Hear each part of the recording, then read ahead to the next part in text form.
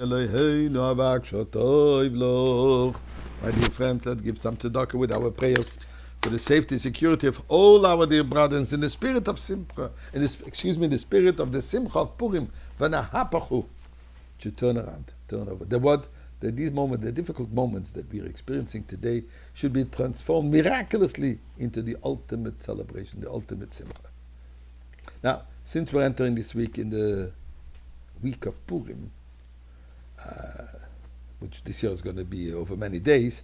This week, Thursday, we're going to have the fast of Esther, because Purim is on Sunday, so we can't fast the day before Shabbos. Shabbos, and then we can't fast on Friday. So we're going to be fasting on Thursday. Shabbos is Shabbos Zocher, where we read the biblical command of the eradicating of Amalek/Hamas, and Sunday, Mirz Hashem, this coming Sunday, will be Purim. And where will we do all the mems, the mitzvahs of Purim. So, I want to try in these few days, if Chas v'Sholem, that is, will still not be in the Beit HaMikdash, to unravel a little bit the story of Purim, its messages, its meanings. What's behind the story? Because, in fact, the story of Esther, the book of Esther in Hebrew is called Megillat Esther.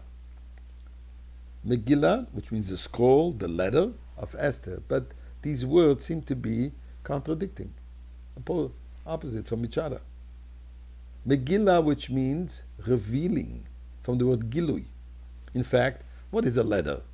We are revealing, we are writing this which we knew beforehand, and we're sharing it with someone else, or we're sharing it with the public. So it's a concept of revealing this which till now has been concealed, which is the meaning of the word Esther. Esther, which is the name, but Esther has its root in the word Hester. In fact, the Talmud says, where do we find the story of Esther in the Torah? I will be concealed. So Esther is concealment. So the whole concept, the whole story of the Megillah of Purim is to reveal this which is concealed. So we will take a few points and we'll try to reveal the concealment behind the story. But first, let's get the storyline.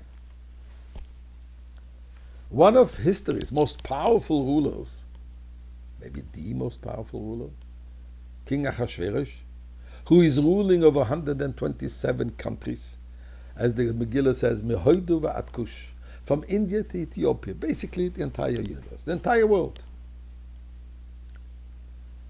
A very contradictory type of an individual. Very benevolent. People can practice their beliefs, can practice their lifestyle, can practice their religious backgrounds. No issues. But then, for a pitiful sum, offered by the wicked Haman, a sum of Aseres Alofim Kikar Kesef, 10,000 silver talents.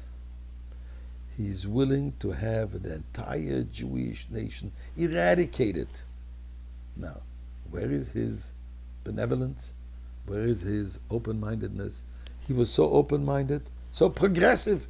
He even married a woman he didn't ask for what's her background. He wasn't aware that his queen, his beloved queen, is Jewish. It didn't matter to him. How do we make sense of this? What happens then? When Mordechai, who is the leader of the Jewish community, finds out about this evil decree coming out, although he is a member of the court of Achashverosh, he doesn't go bang on the table of the government. He gathers 22,000 Yiddische Kinderlach, 22,000 Jewish children, and he teaches them Torah. And then he calls upon the entire Jewish community to return to its roots, to return to its values, to let go of their assimilation tendencies they had prior to that. And they did. They recommitted themselves, the commitment that they made on Mount Sinai, that we made on Mount Sinai to Hashem, they recommitted themselves. And for an entire year they stood fast defying Haman, not bowing to him and to his minions, not accepting their dictates, and facing danger. Then Mordechai calls upon his cousin, the Queen Esther, time to reveal your secret, come out of the closet and tell your husband that you're Jewish and besiege him, intercede on behalf of the Jewish people. After initial reluctance, she calls on the people to fast for 3 days. She herself does so, and she successfully turns around the whole cards that the one who plotted against the Jewish people, Haman, was actually hung on the pole that he prepared for Mordechai. Mordechai takes over his ministry, becomes one of the most important figures, and the day which was supposed to be a day of destruction became the happiest day for eternity. Now, let's try to understand the story.